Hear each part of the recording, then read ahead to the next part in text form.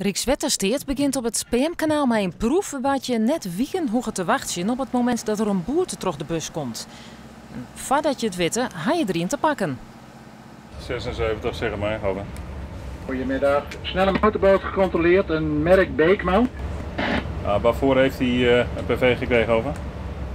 Niet tonen van een registratiebewijs. Dat is een buy-spice systeem heet dat. Dat gebruiken we eigenlijk omdat we dan heel snel het PV kunnen afhandelen. Dat is eigenlijk een soort mobieltje met een heel klein printertje erbij. Dan kunnen wij het hele gebeuren intikken en gelijk het proces verbaal uitdraaien. En dan heb je geen administratieve handeling na die tijd. En dat is ook het voordeel, de snelheid?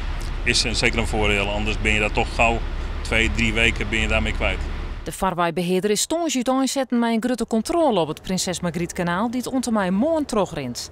Als je tussen Grauw en de Lemmer varen, heb je een goede kans om ze in te komen. Want ze zetten 6 skippen en 8 mensen in. Rijkswettersteert keer mij de nieuwe methode van zelfs ook filmpjes of foto's maken van uw tradings. Maar dat is heel wat anders als wanneer het gewone wettersporters dat doen. Ja, dat zou gemanipuleerd kunnen worden natuurlijk en dat willen we zeker niet.